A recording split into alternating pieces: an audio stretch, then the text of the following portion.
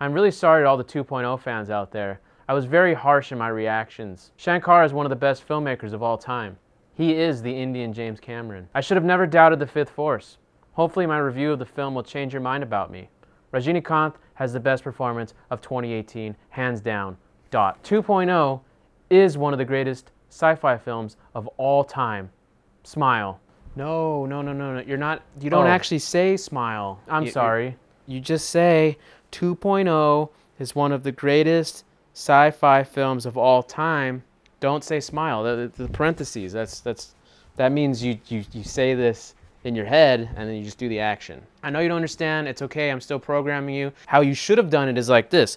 2.0 is one of the greatest sci-fi films of all time.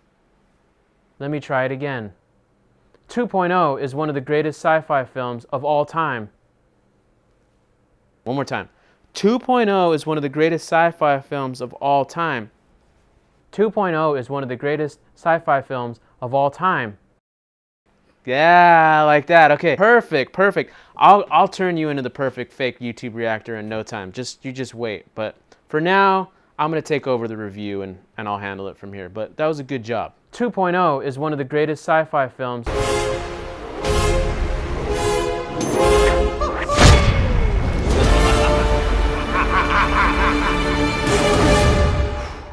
Wow.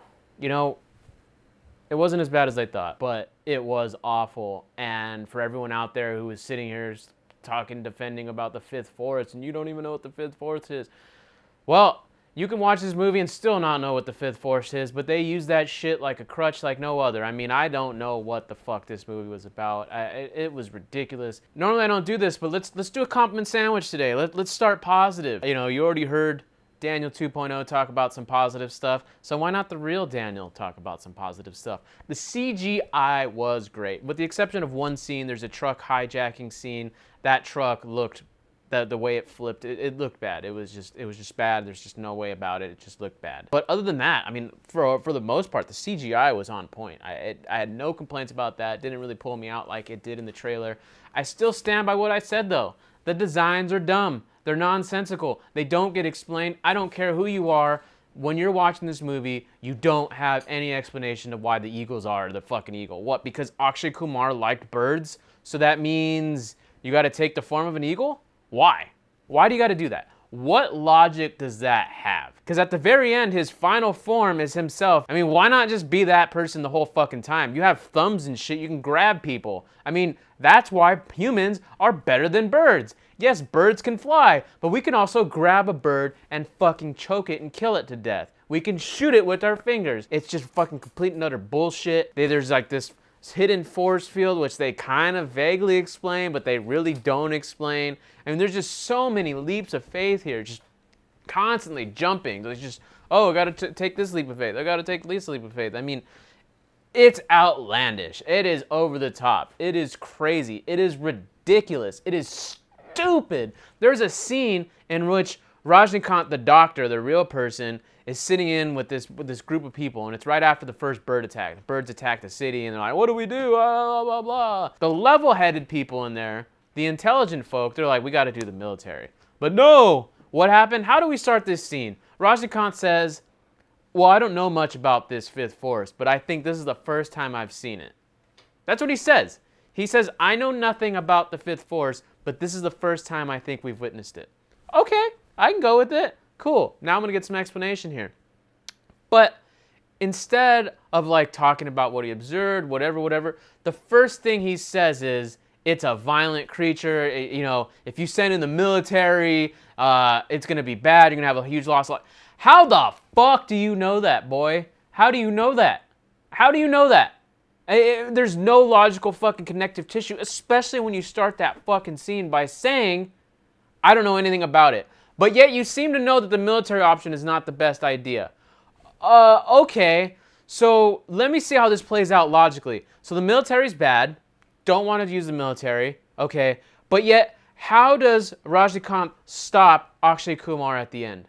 Well, his solution is, let me put all of the 50 cheetahs together and create this fucking ball with guns. and we're just gonna roll around the stadium, destroy the stadium, shooting in every fucking which direction, which is stupid. I don't know how you could ever defend that. Oh, so he's just gonna kill everybody in the stadium? I mean, he's just in a ball shooting guns in every fucking direction. Every direction. You never see him reload either, by the way. I mean, at some point these fucking people have to reload, but they never do ever in this movie. But that's fine. We won't go there. It's ridiculous. The ball is rolling and the guns are shooting the ground. The bird's only in one direction. You would think that you would just have all of your fucking cheaties shooting in one fucking direction to put all your firepower towards one thing, but they give no fucking sense to that. They don't make any logic in that. They just want you to accept a just soccer ball rolling around destroying everything. Oh, okay, that's the best course of action. That's why we had to fucking bring this motherfucker back to life so he can do some dumb shit like that. And that's not even the dumbest part about that scene. I mean, that part is nonsensical, but what's even more nonsensical is when 2.0 creates 3.0, and then 3.0 comes in, and not only does these little people come in, they come in riding doves! Birds! Birds! What the fuck? Oh, how anybody can sit there and defend this movie, defend the Fifth Force, defend all this other shit. I mean, you guys must have a fucking screw loose. Now, if you want to say it's entertaining and all this other shit, cool. I'm on board with that. I'm on board. I almost fell asleep, so it wasn't that entertaining. Robot 1 was definitely entertaining. I enjoyed it. I fucking loved that movie for all of its shittiness. I hated it in terms of a film because it was so bad, but I loved it. I loved it. Spoilers for my review that Gian and I do, I gave it an 8. Okay? I wouldn't fucking give this movie an 8 2.0 if someone paid me to do it, okay? I mean, you'd have to pay me 2.0's budget for me to be like, yeah, I know it was a great time. It was a fantastic time. I enjoyed myself. I would never, ever say that. Not even talking about the $30 fucking price tag. And I haven't even gotten into the fucking movie. I've only talked about 2 fucking scenes. But I mean, back to the birds. Back to the doves. Talk about Deus Ex Machina. I mean, talk about an ending that makes no fucking sense. Talk about an ending that was never brought up, that was never aimed towards, that was never built towards. It would just say, hey, fuck, man, this movie's 3 hours long. We got to figure out a way to end it. We don't have no other way to stop Akshay Kumar. We'll just fucking have him, like, not kill his little birds. That's it. That's the magical ending. That's fucking it. Wow. Wow. Fascinating. I am blown away for all the fans out there who are saying, just wait till you see the movie. Just wait. You won't be saying this shit then. You won't be talking all this shit then. Well, you know, man, bring it. Bring the hate, man, because I just don't understand what you guys saw in the trailer. It was bad. It was bad. And it had its moments where I was like, okay, I was with it. I mean, the opening sequence, in terms of like the actual like animation, I was with. It was good. The CGI was great. I've already said that before, other than that truck bit, but the CGI was good. The 3D was good in the first part of the movie. I'd say the first third of the movie, the 3D was very well used and very well thought out. And then kind of by the end of the movie, you kind of just forget about it. It's weird. Like, the movie starts off with the suicide, this hanging, and it was a very tone-setting thing. I was like, oh, maybe this movie's going to be something different. Maybe it's everything that people said it was going to be. This is the 2.0. It is Robot 2.0. It's the second version. It's the more evolved form. It's the better story, with the good action still. Like, but it wasn't that. It's funny because every time the doctor showed up, Rajnikant's character, I don't remember his fucking name. Who cares a shit? Every time he shows up, the movie got shitty. And it was really fucking weird for that first part, where it's like everything else that had to do with the story, like these phones, they started doing these things, like that was a leap of faith.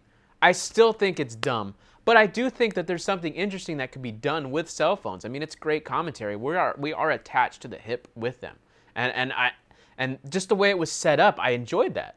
I liked how Shankar took his time with showing how many cell phones are getting taken. You know, you'd show a little scene, a little humor, cell phone gets taken away. And normally it's the rule of 3. You show 3 and you get your point, you move on. This was like 10 different scenes back to back to back. And normally I'd be like, man, this is too much. Like, I get it. I get the point. People's phones are getting taken away. What it does is it allows you to reinforce the idea that the phones are being taken away. And that's important because it drives it home. That's something I really enjoy about 2001: A Space Odyssey, is the fact that Stanley Kubrick takes his time in the beginning, in his shots. He makes you feel what it's like to be there. And that's what Shankar was doing in the beginning. And I hats off to that. I enjoyed that. You know, but the issue is everything else that has to do with the cell phones. Giving the cell phone a face. Giving the cell phone a fucking appearance of a bird. Like, Why? Why? After everything that's been set up so far, the mystery, the intrigue is these cell phones are taking the forms of a room, a road, trees, like inanimate objects. It makes sense, but then all of a sudden it becomes a bird? Huh? And how, and what's the explanation for it becoming a bird? Okay, so let's get a 30-minute flashback of Akshay Kumar as an older guy with all this makeup and shit. Because of the cell phone radiation that no one will take him seriously on, which, mind you, if he had better fucking communication skills, maybe the government officials wouldn't have fucking brushed him off. But instead he decided to go into every single meeting like super antagonistic, like provoking them, instead of just saying, hey, look, here's some knowledge, here's this, here's some facts. It was just guns a-blazing, like, I'm gonna fucking make you do what I want to do. And like the government was like, whatever, we're on our phones all the time. What the fuck, you crazy fuck? Which is what I would have said. I get the idea, I get the theme. You need birds to eat the insects, otherwise the insects will eat the plants, and if you eat the plants, we won't have anything to eat. Well, that's not entirely true. I know this is an Indian film, so it's like vegetarian, so like that makes sense. But I mean, fucking, we'll survive on meat. Humans will thrive. I say all that to say, he loses all his birds, he buries all of his fucking birds, his backyard just full of bird, and he finally dies. He dies, and then he becomes Dr. Manhattan. He comes out of the ground as this blue figure, and all of his birds become Dr. Manhattans as well, and that's how we've come to, that's how somehow they took over the phones. That's the explanation. And not only was it dumb, the flashback itself was dumb, but where it took place in the movie was dumb. I mean, it's right after like Chiti and the doctor, like they're gonna capture him with this fucking like satellite shit, whatever the fuck, in the back of this truck, and they go inside of Akshay's house, and or not they, but Chiti does, and then he just, it doesn't even set up the flashback. Like it doesn't even explain like, I'm gonna show you what my history was, and then he just, it wipes. Like all of a sudden we're in this shitty fucking decrepit house, and then all of a sudden it just wipes, and now we're like in the past. Like it doesn't even fucking justify it at all. It just says, hey man, you're gonna fucking accept it. Okay, whatever. Back to the main fight, by the way, the last fight. So what I enjoyed about the last fight, I do have one positive thing. It was a fucking WWE match. I mean, literally a WWE match. There's Hurricane Ranas. Cena! John Cena! Look at that! Hurricane Rana! Powerbomb. Batista bomb! Suplex. The fucking Suplex City, bitch, where the fucking literally Rajnikant fucking suplexed him. Suplex City, bitch!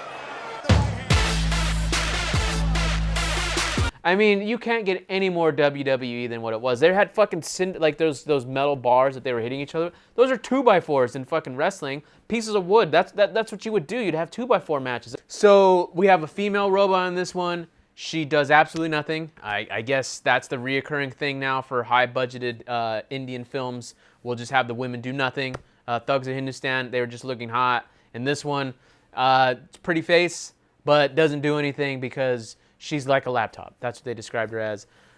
Fucking whatever. I mean, you couldn't have not have just implemented some of Chiti's shit within fucking her and made her smarter and made her more of a fucking badass. Whatever, maybe in 3.0, that's when it'll come out. But that was fucking stupid. The wife kind of gets relegated to a super side role. She doesn't become a big central force in the thing, which I kind of liked because the first one had this weird fucking romance angle, and I'm glad that didn't come back. After I finished Robot, I was genuinely excited to watch the movie. I'm not gonna lie, genuinely. I said, fuck it, I'll spend $30 on it. It's gonna be a good time. It's gonna be a good time. And it wasn't. It really wasn't. It was disappointing. I'd spend $30 to watch Robot 1 right now in the theater. I would not spend another fucking dollar on 2.0 to ever see it again. It's an embarrassment. I mean, Akshay Kumar, what was his role? I mean, he had no character development. You got to see him in a flashback, but you don't get to see him in anything now. He's just evil for no fucking reason. There's no goal. There's no end game. There's no reason for him to do what he's doing. There's no motivation. He just wants to kill everybody. I mean, I guess. At least when you talk shit about our superhero movies all the time, blah, blah, blah, well, look at Ant-Man and look at da-da-da-da. At least Thanos was killing people for a fucking reason. It might not be the best reason in the world. You might not like it, and that's fine. I accept that.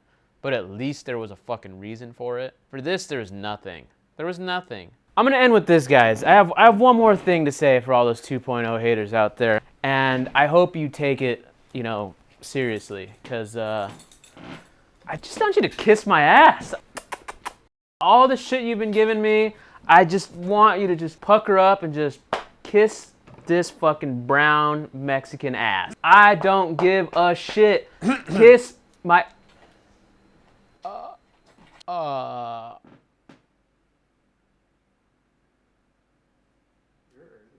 Fuck. Just I mean, we still have more videos to record. uh-huh. Where are you going? Yep. What am I gonna do now? It's just me and Carlos. We'll figure it out. All right, well...